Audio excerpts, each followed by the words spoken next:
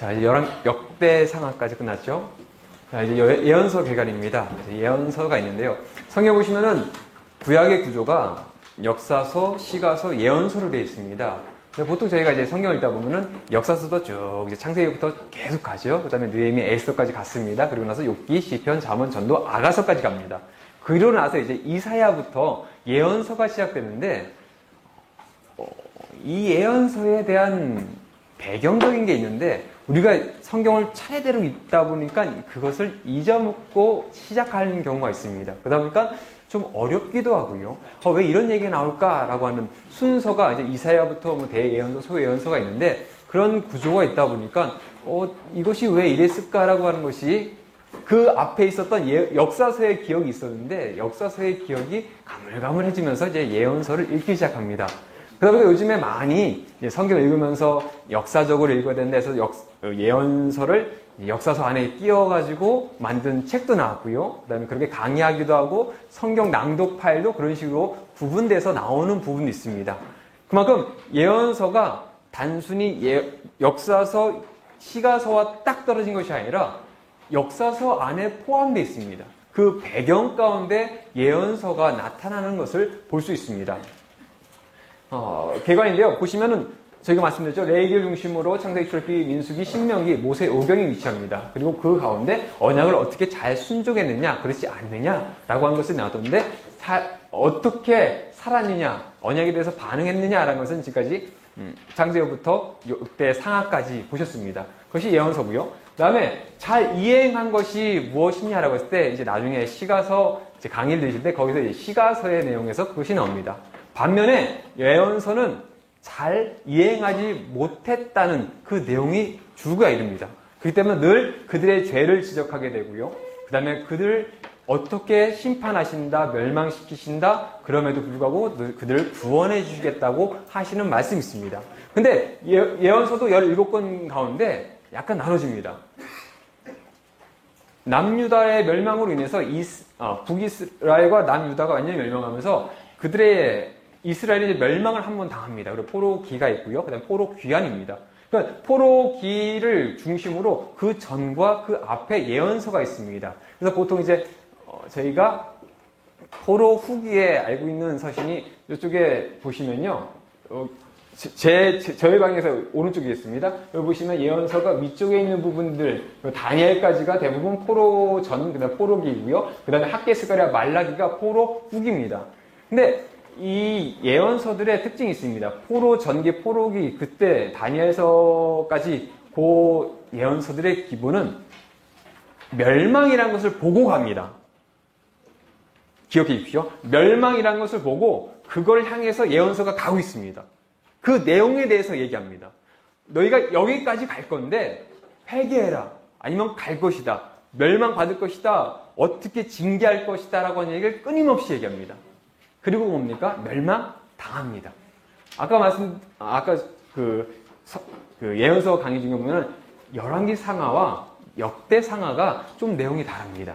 똑같은 역사를 보고 있음에도 불구하고 열왕기 상하는 이미 멸망받은 그들의 이야기였다면은 역대 상은 멸망 이후에 돌아온 그들이 어떻게 하나님께서 우리를 회복시켜 주시고 어떻게 이끄신가라고 하는 중심적인 내용이 좀 다릅니다. 마찬가지입니다. 예언서도 멸망을 향해서 가던 예언서들, 이사야부터 다니엘까지는 포로 전기, 포로기까지 있는 예언서는 거기를 바라봤다면 포로 후기는 더 이상 그 얘기가 아닙니다. 왜냐하면 포로기를 거치면서 그들의 변화가 있습니다. 그들이 살던 세계는 다신교입니다. 일신교입니다. 여러 명의 신들을 다 섬기기도 하고요. 그 가운데 최고의 신, 한 신을 섬기기도 합니다. 하지만 이스라엘은 유일신입니다. 그 어떤 신도 신이 아닙니다. 오직 하나님만이 유일한 신이시고 오직 한 분입니다. 나머지는 없습니다. 그 가운데 있는 그 포로전에 있던 사람들 뭡니까? 그럼에도 불구하고 살아가다 보니까 다른 신들이 더 좋아 보이고 저것도 더 좋아다 보니까 이것저것 섬기는 모습이 있었다면 포로기를 딱 거치면서 바뀌는 것이 뭐냐면은 그들의 머릿속에는 이제는 오직 하나님입니다. 세상 모든 이방인들이 많은 신들을 섬기고 많은 그 신들의 전쟁을 통해서 하나의 신을 착안한다면 그들은 뭡니까? 그것이 아니라 자신들만 있는 오직 하나님만이 유일한 신이시고 세상에 어떤 신도 없다는 것이 정리됩니다. 그러니까 그 이후에는 그들에게 있어서 학계, 스가랴, 말라기의 말씀 보면은 그들이 우상 숭배라는 것이 없습니다. 내가 하나님께서 말씀하실 때도 너희가 다른 신이 아니라 내가 정말 하나님인 줄 알 것이라고 하는 말씀이 포로 전기에 있는 예언서들은 대부분 나오는데 그 이유는 없습니다. 왜냐면은 포로기 이후에 바뀌었거든요. 그렇기 때문에 예언서를 보시면서 이것이 뭐 포로 전기쯤이냐 후기쯤이냐라고 얘기하지만 결국 그 내용을 봤을 때 우상 숭배와 관련된 내용이 있다면 이것은 뭡니까? 포로 전이라는 거죠. 멸망 전이라는 겁니다. 그리고 우상 숭배가 아니라 그들 현재의 상황에 대한 것들, 그들이 뭔가 해야 되는 것들, 그들이 하나님을 잘 믿는데 잘못된 행동을 변화시키는 모습들에 대해서 학계, 스가랴, 말라기에 나오는 그 내용도 있다면 그건 멸망 이후라는 거죠. 그러니까 그렇게 예언서가 구분된 것을 볼 수 있습니다. 자, 보시면요. 자, 포로 이후에 이제 중심으로, 포로기를 중심으로 학계, 스가랴, 말라기가 이제 기본적으로 예언서가 이제 3권 있고요. 그다음에 에스더는 그 가운데 또 이제 에스라, 느헤미야 있습니다. 그래서 역사서, 특별히 열왕기 하를 중심으로 이렇게 예언서들이 이렇게 연결되어 있습니다. 그러니까 쉽게 보면은 열왕기 하가 언제쯤이냐면 아합 때죠. 아합 때, 그러니까 엘리야, 엘리사의 활동이 거의 끝나면서 본격적으로 우리가 많이 알고 있는 이 문서 선지자들이 나옵니다. 현재 문서로 예언서를 만든 선지자죠. 특별히 비문서 선지자, 우리가 잘 알고 있는 엘리야, 엘리사가 있고요. 그 중에 요엘은 엘리사와 같은 시기에 활동합니다. 왜냐면은 요아스 당시인데, 그 당시에 이제 북이스라엘 같은 경우에는 아합이 죽고 나서 그 다음에 그 아들 여로보암이 있고 아하시아 있고 그 다음에 예후가 나타나고 시작하는 그 어간에 요엘도 같이 활동을 하거든요. 그러니까 결국은 거의 엘리사의 활동 가운데 중간에 요엘이 나오고 그 다음에 쭉 문서 선지자들이 계속 나오는 모습을 볼 수 있습니다. 그래서 이런 구조가 있다 보니까 많은 책들이나 아니면은 여러 가지 세미나나 그런 것을 보면은 그냥 단순히 열왕기를 보고 예언서를 따로 분류한 것이 아니라 그 안에 포함돼서 읽는 그 많은 세미나도 있고요. 성경 읽기 프로그램도 많이 있습니다. 그래서 저희도 마찬가지로 예언서 개관 끝난 후에 예언서들의 강의가 요 순서대로, 시대 순서대로 갈 것입니다. 그렇기 때문에 여러분이 잘 기억해 주셔야 될 것은 아까 열왕기 상하, 그다음에 역대기 아셨죠? 그리고 왕 이름을 통해서 주소 드렸습니다. 왕의 순서를 알려드렸습니다. 주소지는 머릿속에 있습니다. 그리고 그 내용은 앞에 2번의 강의를 통해서 들어주셨습니다. 그 배경을 가지고 오셔야 됩니다.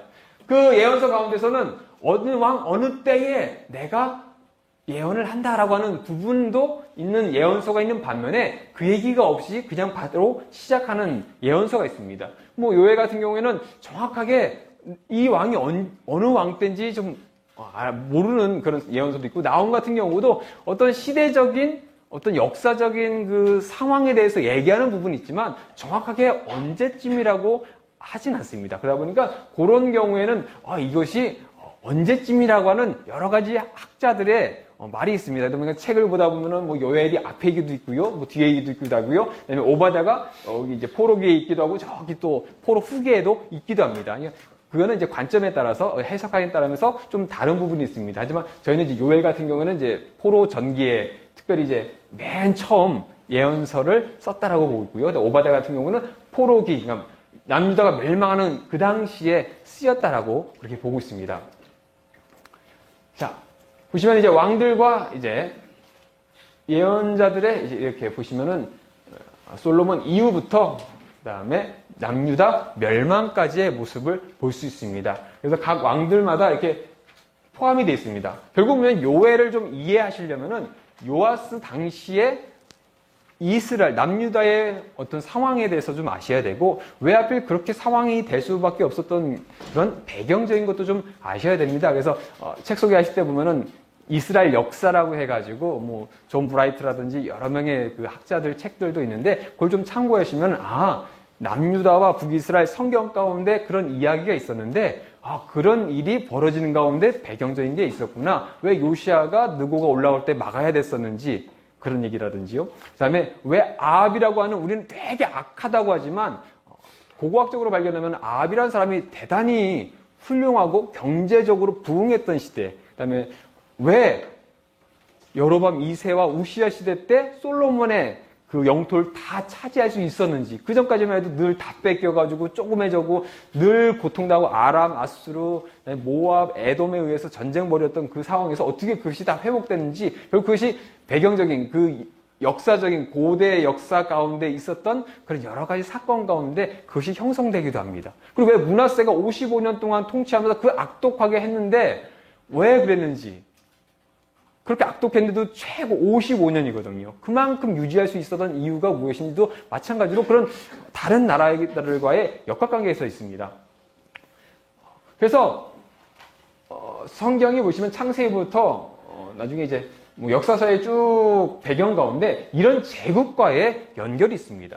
그래서 창세기 출애굽기는 이제 애국과의 관계 속에서 나타나고요. 그다음에 여호수아, 사사기, 사무엘, 상하는 이제 가나안 국가, 특별히 나중에는 블레셋이라는 나라와 이제 그 관계 속에서 나타난 모습이 있습니다. 그리고 열왕기 상은 대부분 아람 나라지만, 성경에서 아람이지만 이 안에서 또 아수르라고 하는 나라도 좀 포함됩니다. 그래서 열왕기 하에서는 대부분 아수르의 이야기입니다. 그래서 나중에 보면 디글라빌레셀, 그러니까 뭐 불이라고 하는 그 왕이 와서 나중에 이스라엘을 공격하게 되고, 살만에셀, 그다음에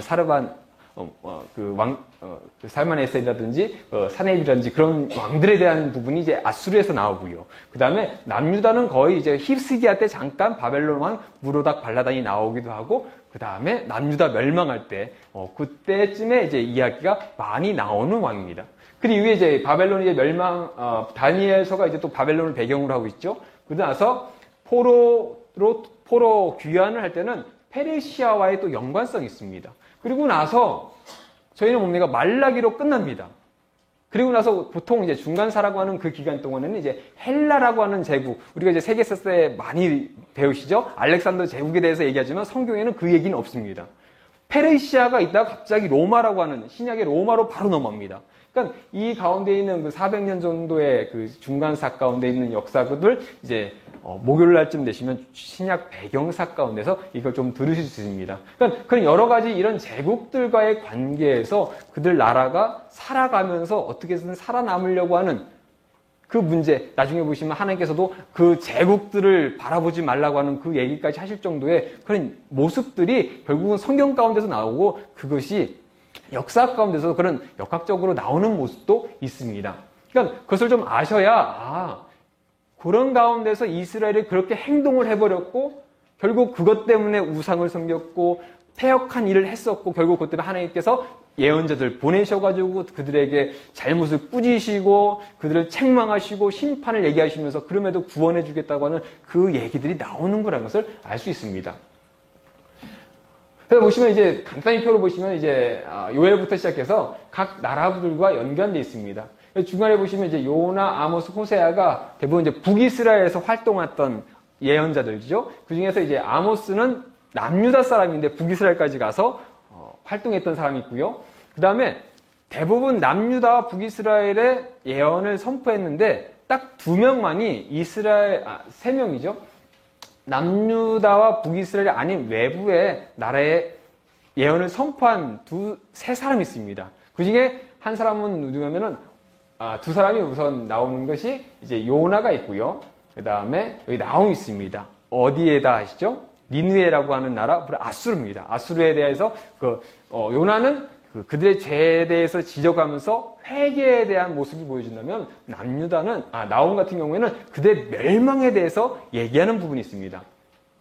그리고 보시면은 이제 여기 오바댜 같은 경우는 에돔이죠. 이제 유다가 멸망해서 포로로 잡혀가는 그들을 조롱하고 그들을 약탈했던 그 오바댜를 향해서 하나님께서 그들을 진멸하겠다라고 하는, 그들을 심판시하겠다라고 하는 얘기가 이제 나오는 이 세 명이 이스라엘이 아닌 이방 나라에게 예언했던 모습이 있습니다. 그리고 나머지는 대부분 뭡니까? 다 유다와 관련됐습니다. 그들의 죄악상 가운데, 그들의 어떤 제국과의 관계에서의 그런 이야기를 가운데 그들의 패역했던 모습, 우상 숭배한 모습에 대해서 이야기가 나오고 있습니다. 그러니까 열왕기 상하, 역대 상하에 나오는 그들의 역사 가운데 그런 배경이 있기 때문에 나오는구나. 그리고 결국 그 배경이 있기 때문에 똑같은 얘기를 하거든요. 그 배경 가운데 그들의 죄를 지적하거든요. 그 배경 가운데 그들이 회개하고 돌이키라고 하는 얘기가 나온 것을 저희는 볼 수 있습니다.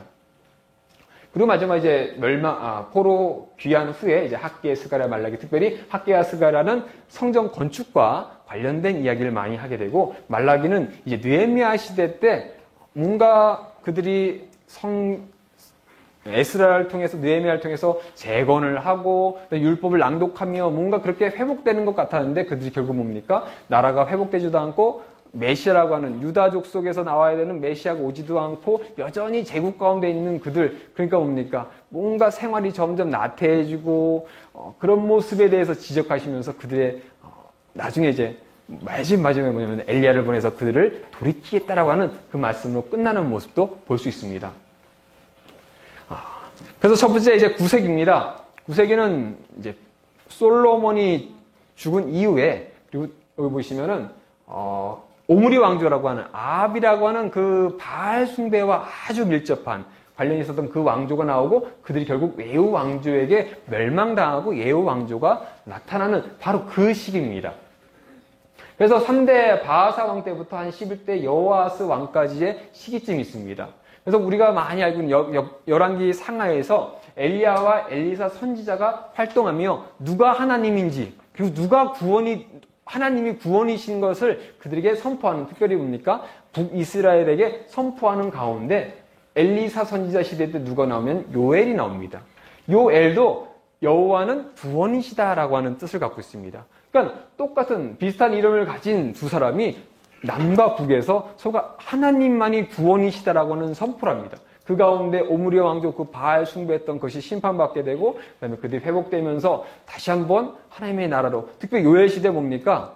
다윗의 왕조가 한번 거의 멸망한 겁니다. 아달랴에 의해서 다윗의 후손들이 다 죽고 딱 한 사람이 나오죠. 요아스만 살아남습니다. 그러니까 어찌 보면 그들에게 있어서는 다윗의 왕조가 끝까지 가야 되는데 그것이 끊길 뻔했던 그런 고통스러운 순간에 대해서 얘기하는 부분도 또 있습니다. 특별히 이 레반트, 그러니까 그 지역을 이제 레반트라고 부르는데, 이 가운데 유대에 늘 대적했던 사람들이 누구냐면 아람입니다. 아람이 누구냐면은 솔로몬 때 애굽에서 병거를 해가지고 팔죠. 이게 보통 무역 중개라고 이렇게 표현을 하는데, 그때 팔 때 대부분 어디로 가면 아람으로 갑니다.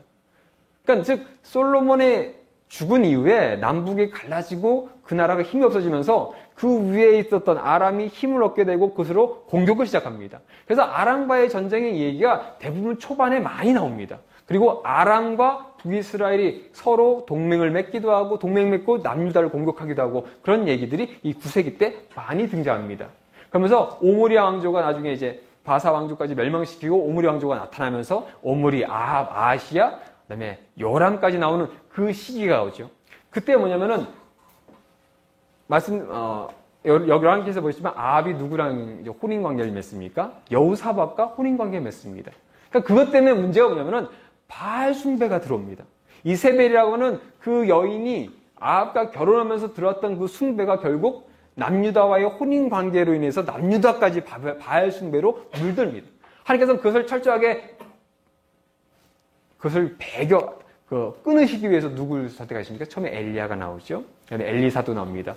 또 누구도 나옵니까? 나중에는 또 예후도 나오고, 그다음에 하사엘이라고는 하나님께서 그렇게 엘리야를 통해서 3명의 사람을 가리켜서 모든 걸 다 끊으시겠다라고 하는 그런 모습도 나타납니다. 결국은 그것을 통해서 뭡니까? 엘리사를 통해서, 예후를 통해서, 그다음에 하사엘을 통해서 정말 바알 신앙이 완전히 없어지진 않습니다. 어느 정도 남아있는 상태에서 거의 흔적이 사라집니다. 그러니까 여기 보시면은 예후 왕조 때 뭡니까? 바알에 대한 건 다 없앴는데 마지막 평가에 그러나 불구하고 여로보암의 길로 갔다는 겁니다. 여전히 하나님이라고 하는 존재를 본인들은 생각하지만 거기다 다른 신을 갖다 놓고 이것이 하나님이야라고 하는 그 모습이 엘리야 때 그 모습 그대로 끊임없이 북이스라엘은 가고 있습니다. 반면에 뭡니까? 남유다는 가다가도 개혁합니다. 가다가도 개혁합니다. 그러니까 북이스라엘은 결국 그렇게 쭉쭉쭉 가가지고 멸망받지만 남유다는 그나마 개혁하고 하다 보니까 조금씩 생명력이 좀 그래도 이어졌지만 결국 멸망받죠. 결국 그 모습들이 여전히 9세기 때 특별히 오므리 왕조를 통해서 좀 극대화됩니다. 그리고 이 가운데 성경에 나오지 않지만 아수르라고 하는 나라가 나옵니다.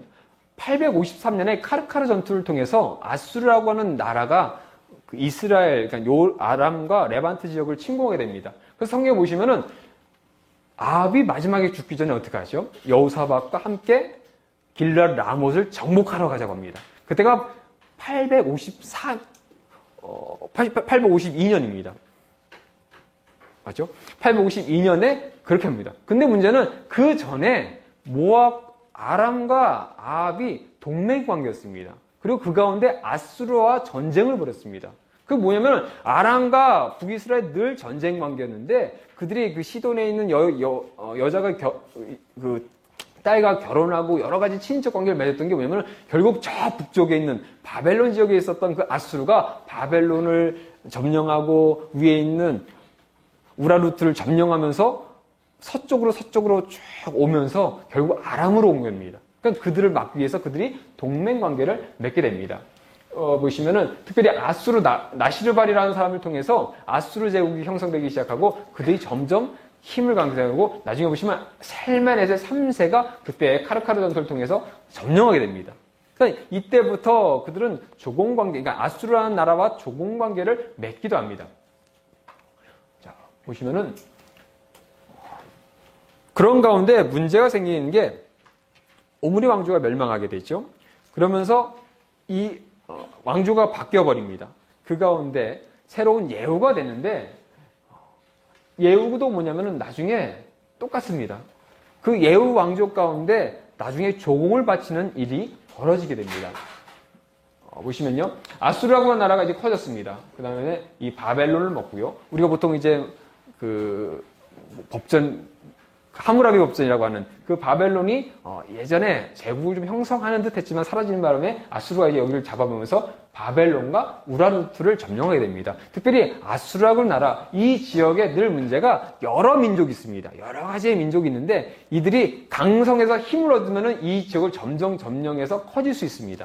근데 여러 민족이 함께 있다는 것은 뭡니까? 결국 내가 힘이 약해지면 다른 민족이 커질 수 있다는 겁니다.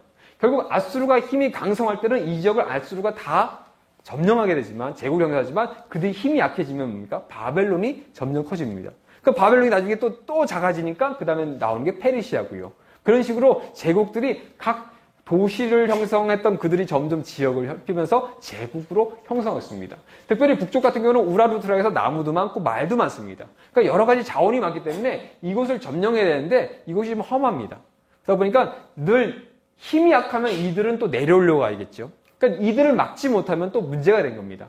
그러니까 아수르는 처음에 바벨론 점령하고 우라루트 점령하면서 힘이 강해졌습니다. 그 다음에 어디로 가겠습니까? 보통 우리가 비옥한 초생딸 지역이라고 이렇게 나오죠.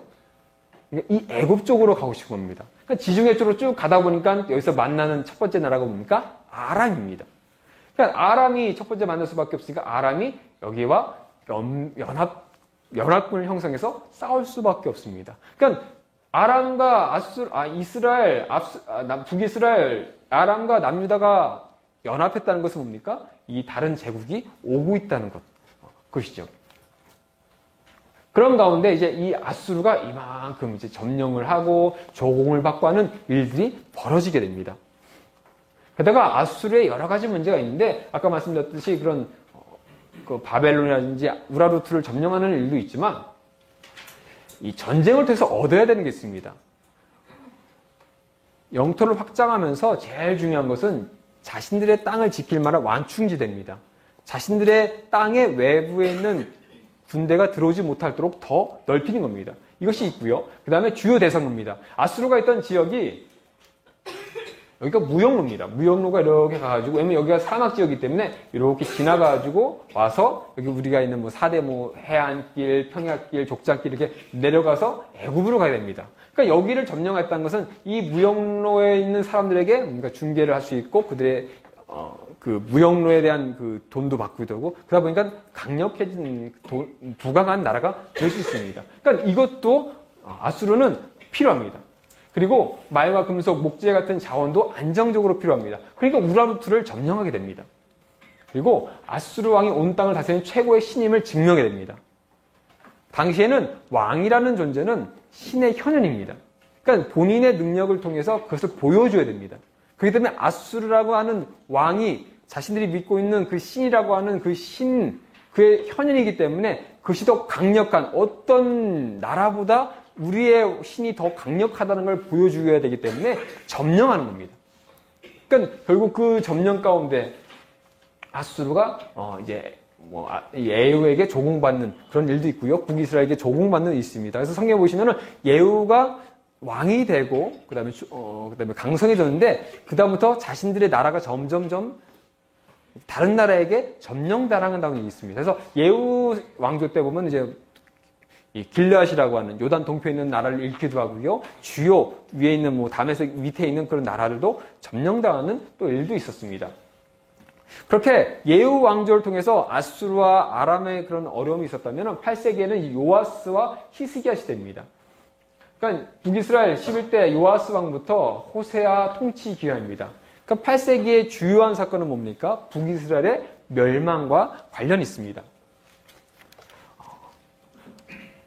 특별히 이제 남유다 10대 왕 우시아와 북이스라엘 13대 왕 여로보암 2세 때 우리가 많이 알듯이 솔로몬의 영토까지 확장했다라고 하는 이야기가 있습니다. 근데 아까 보셨죠? 아람이 있고요. 그 다음에 아수르가 쳐들어왔습니다. 그럼 그 정도인데 어떻게 우리 북이스라엘 남유다와 북이스라엘이 솔로몬만큼의 영토를 차지할 수 있었을까라고 하는 것은 뭡니까? 반대로 얘기하면은 제국으로 형성될 수 있던 아수르와 아람과 그 주변에 있는 나라들이 힘이 약해졌다는 겁니다.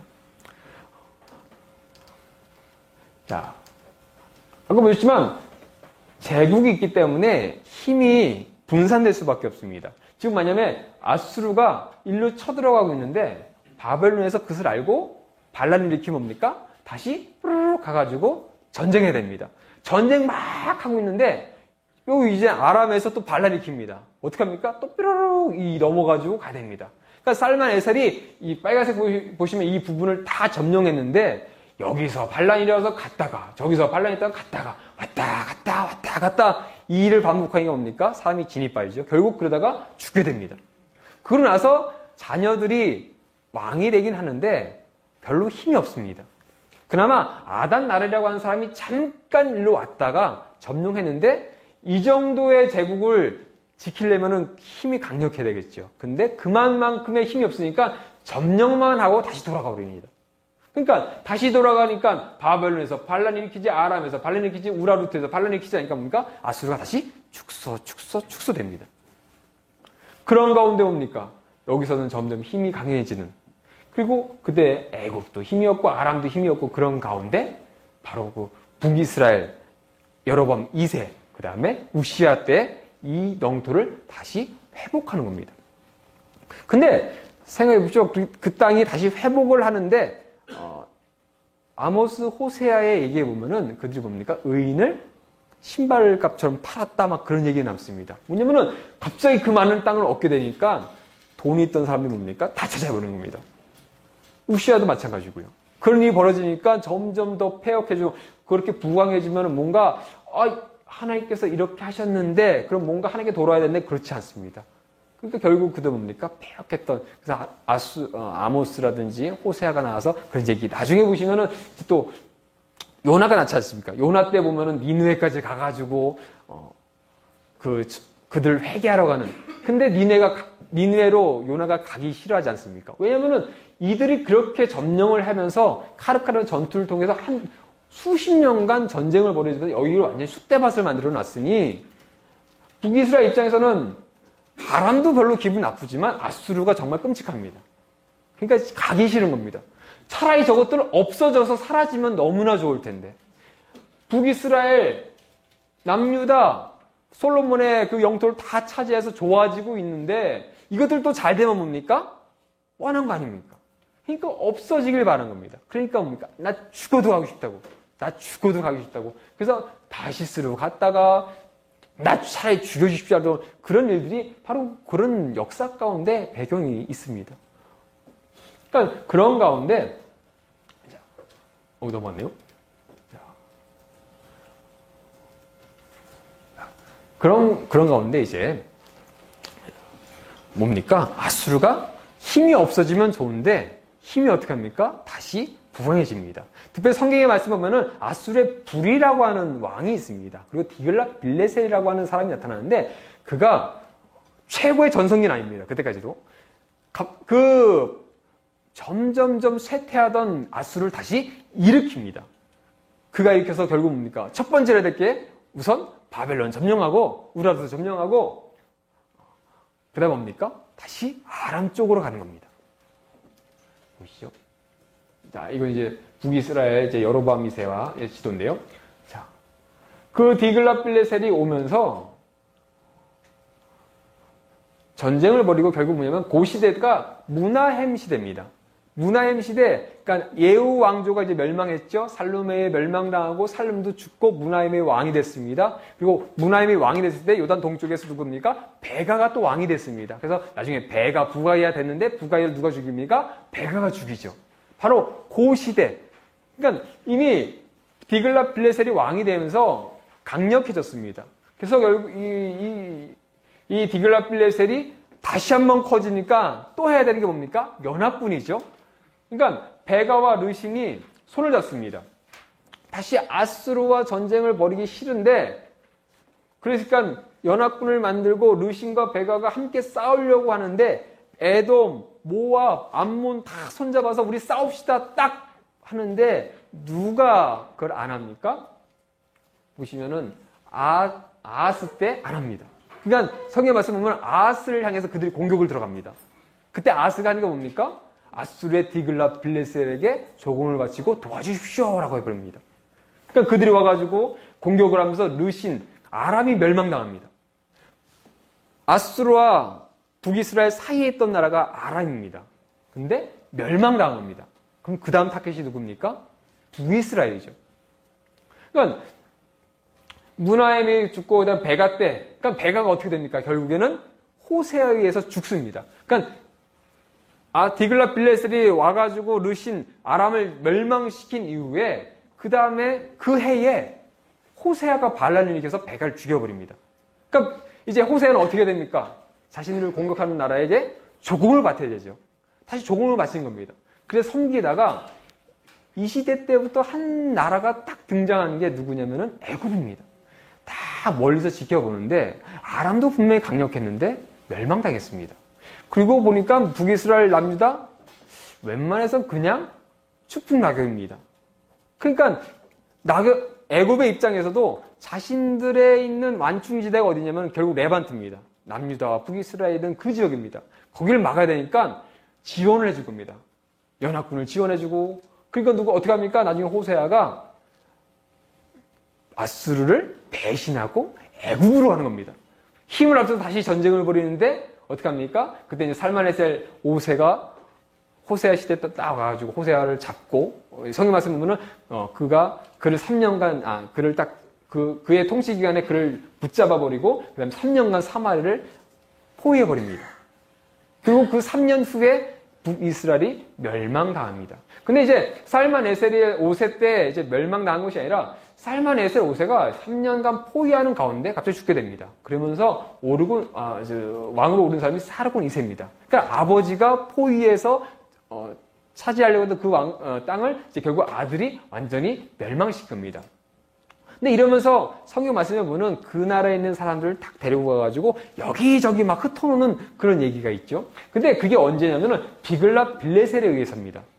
디글랏 빌레셀이 제국을 형성하면서 느꼈던 게 뭐냐면은 자신들의 반란을 일으키는 그 나라를 거기다 놔뒀더니 문제는 뭡니까? 반란을 일으킵니다. 그러니까 이것을 끄집어가지고 여기저기다 흩어놓은 겁니다.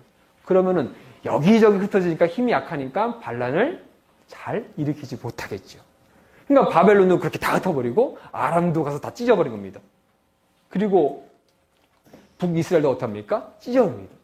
디글랏 빌레셀의 그 정책이 그대로 나중에 사르곤 2세까지도 쭉 연결되고 나중에 이제 뭐 남유다 멸망할 때도 보시면 그들 이주시키는 일이지 않습니까? 그러니까 그게 참 효과적이라는 것이 디글랏 빌레셀을 통해서 증명되면서 그 정책을 계속 수행하게 됩니다. 그렇기 때문에 북이스라엘 사람들이 멸망당하면서 그들을 데리고 가가지고 여러 바벨론 지역에 있는 그 여러 하복강가라든지 여러 군데에다가 흩어놓는 모습도 볼 수 있습니다. 그러니까 이제 자 그렇게 멸망하니까 어떡합니까? 아하스가 그 가운데, 그러니까 디글라빌레셋 때 성경 말로는 아람이 멸망하고 북에서 공격당하니까 아수르 왕 신이 최고인가 봐 해가지고 다메섹에 가가지고 그 재단 딱 베어가지고 와서 세우죠.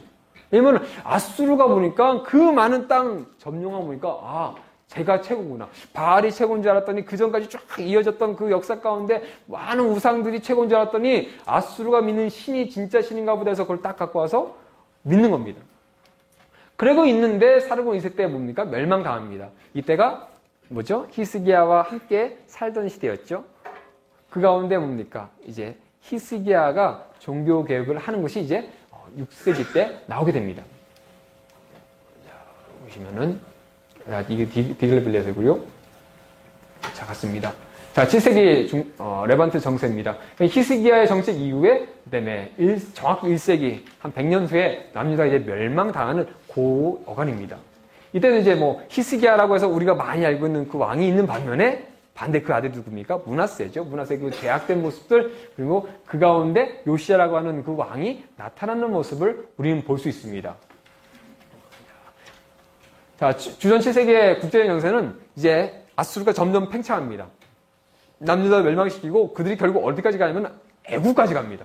애국까지 가서 그들을 점령하는 모습도 있고요. 그래서 보시면은 나홈에서 아수르 왕, 특별히 여기 보시면은 아수르 바니팔이라고 하는 왕이 아수르 애굽을 점령했던 이야기가, 그래서 나홈에 보시면은 애굽에 있던 그 나라가 도시가 점령했다는 얘기가 나옵니다. 그러니까 그 얘기가 아수르 반입할 때 있는 사건이었습니다. 그러니까 사내입 때 이제 이스라엘 히스기야를 침공했던 이야기가 있었고 그가 나중에 돌아가서 죽습니다. 근데 그것이 오자마자 죽은 것이 아니라 그가 돌아갔는데 그러고 나서 뭡니까? 그 나라는 여전히 아수르는 큰 겁니다. 그 가운데 바벨론도 점령하고 여러 가지 일을 하다가 아들에게 암살당합니다. 그러면서 올랐던 사람이 에사라돈입니다. 근데 에사라돈이 좀 사네립 때가 제일 최전 성기였는 줄 알았는데 그것이 아닙니다. 에사라돈 때도 마찬가지입니다. 에사라돈 때 어떤 일까지 가냐면은 쭉 가가지고 여기 보시면은 이제 위쪽에 있는 보통 삼각지라고 하는 이 애굽을 점령해 버립니다. 그리고 나서 나중에 아수르 바니팔이라고 하는 왕이 애굽 전체를 다 점령해 버립니다. 그 사건 가운데 자, 여기 넘어가겠습니다. 자, 그래서 이렇게 제국을 형성하게 됩니다. 그러니까 아수르 바니팔이라고 하는 왕 때가 최전성기가 형성되고 가장 큰 영토를 차지하는 가운데 있었습니다. 근데 문제는 그 이후에 왕권 문제로 그들이 점점 약해지기 시작하고 그때 이제 나중에 이제 바벨론이 나타나가지고 점령하고 해서 나중에 이제 이 전쟁하는 가운데 아수르가 거의 이제 뭐 남은 사람도 없이 그래서 하란까지 가게 됩니다. 이 가운데가 요시야 시대죠. 요시야 때 이제 마지막 아수르의 군대가 여기 남아있을 때 바벨론이 마지막으로 전쟁해서 완전히 끝장내려고 할 때 애굽이 도우러 갑니다. 애굽이 도우러 가다가 그때 누가 죽죠? 요시야가 여기서 죽게 됩니다. 그러니까 성경 말씀 보면은 이 요시야가 갔다는 것이 도우러 갔다는 것이구나. 왜냐면은 아수르를 도와야 바벨론 오는 것을 막을 수 있기 때문에 애굽이 갑니다. 그러면서 갔다가 돌아오다가 누굽니까? 이제 요시야는 죽기 때문에 여호와스를 세웠는데 여호와스를 끌고 가고 여호야김을 세우고 그런 일들. 그래서 보면은 여호야김 시드기야 시대 때 보면은 늘 그때 이제 바벨론이 되죠. 바벨론에게 종을 바치다가 어떻게 합니까? 애굽 왕에게 가가지고 배신했다가 또 그냥 그 가운데 끊임없이 있는 겁니다. 이 제국은 여기를 점령해서 애굽 가야 되는 거고 애굽은 막아가지고 못 오게 해야 되고 이 사이에 남유다가 딱 껴가지고 힘이 제일 큰 바벨론이니까 여기에 가서 조공 바치다가 애굽이 꼬셔가지고 우리 한번 해보자라고 하면 또 여기 붙었다가 그럼 또 당하고 그런 일들이 반복돼서 뭡니까? 여기서 포로가 1차, 2차, 3차로 가는 일이 발생합니다. 그럼 나중에 보시면 뭡니까? 그나마 남아있던 사람들 예레미야가 가지 말고 여기 있자라고 했는데 결국 끌고 가가지고 애굽까지 가는 일이 바로 요 7세기 때 일어나게 됩니다. 그럼 이런 배경 가운데 예언서가 이제 요엘부터 그다음에 오바댜까지 나오고요. 그 다음에 포로로 가는 그 1차 때 누가 가죠? 다니엘과 그리고는 세 친구가 가죠. 그러니까 이제 다니엘서가 쓰이기도 하고 2차 때 누굽니까? 에스겔이 가게 되죠. 그리고 여호야긴도 가게 되고요. 그때 가면서 이제 에스겔이 여기서 활동하기 시작합니다. 그러니까 뭡니까? 마지막 시대 때 다니엘도 여기서 활동하고 에스겔도 이쪽에서 활동하면서 여기 뭡니까? 에레미야라든지 오바댜라든지 그런 사람들이 활동합니다. 그런 배경 가운데 여러 가지 그런 그 말씀들이 예언이 선포됩니다. 특별히 요시야 시대 때 총구경 다 했는데 다시 돌아가는 모습이 어디서 나타납니까? 에스겔에서 나오고 예레미야에서 나오고 그런 모습들. 결국 이런 여러 가지 주변에 있는 일들 가운데 남유다와 북이스라엘이 하나님에 대한 믿음을 갖고 끝까지 살아야 되는데 그러지 못하니까 결국 뭡니까? 여기 치우고 저기 치우고 해가지고 우상도 숭배하고 죄악도 버리고 그런 그들에게 뭡니까? 하나님께서 내가 구원인데 너네가 무엇이냐? 회개해라. 심판받는다라고 하는 그런 말씀이 선포된 것을 볼 수 있습니다. 그래서 그 이후에는 이제 포로기, 그 다음에 포로 후기인데 아마 이것은 이제 포로 후기 개관 때 좀 하실 거니까, 요 정도 하고요. 이렇게 해서 멸망받는 것까지 저는 이제 말씀드리겠습니다.